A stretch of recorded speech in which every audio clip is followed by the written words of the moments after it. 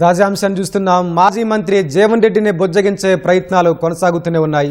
PCC chief Mahesh Kumar Goud జగిత్యాలలోని Jeevan Reddy నివాసంలో సమావేశమయ్యారు. రేపు పార్టీకి రాజీనామా చేస్తున్నట్లు కార్యకర్తలకు ఇప్పటికే జీవన్ రెడ్డి లేఖ రాశారు. దీనికి సంబంధించిన తాజా సమాచారాన్ని మా ప్రతినిధి గంగాధర్ అడిగి తెలుసుకుందాం. గంగాధర్, చెప్పండి, జీవన్ రెడ్డితో పీసీసీ చీఫ్ భేటీకి సంబంధించిన వివరాలేంటి? వెంకటేష్ గత కొద్దిసేపటి క్రితము పిసిసి అధ్యక్షుడు మహేష్ కుమార్ గౌడ్, ఏఐసిసి కార్యదర్శి శశిన్ సావంత్ జీవన్ రెడ్డి నివాసానికి చేరుకున్నారు. ఆయనతో రహస్యంగా అంటే రహస్యంగా సమావేశమై బుజ్జగించే ప్రయత్నం చేస్తున్నారు. అయితే 20 నెలల క్రితము సంజయ్ కుమార్ కాంగ్రెస్ పార్టీకి జగిత్యాల ఎమ్మెల్యే సంజయ్ కుమార్ కాంగ్రెస్ పార్టీకి మద్దతు తెలపడంతో అప్పటి నుంచి ఆయన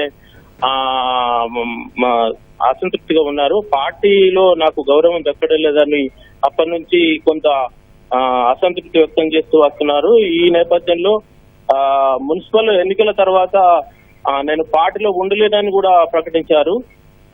గత వారం క్రితమే ఆయన పార్టీని వీడుతున్నట్టు ప్రకటించిన నేపథ్యంలో గత 3 రోజుల క్రితం మంత్రి శ్రీధర్ బాబు, అట్ల లక్ష్మణ్ కుమార్ కూడా వచ్చి ఆయనను బుజ్జగించారు. అయినప్పటికీ ఆయనను వాళ్ళగా వీడలేదు.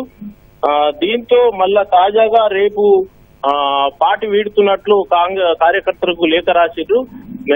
అంటే పార్టీకి రాజీనామా చేస్తున్నట్టు కార్యకర్తలందరూ హాజరై మీ అభిప్రాయాన్ని తెలపాలని లేఖలో కోరిండ్రు. ఈ నేపథ్యంలో శశిన్ సావంత్ అధ్యక్షుడు పిసిసి అధ్యక్షుడు రావడం ప్రాధాన్యత సంతరించుకుంది. వెంకటేష్, ధన్యవాదాలు గంగాధర్.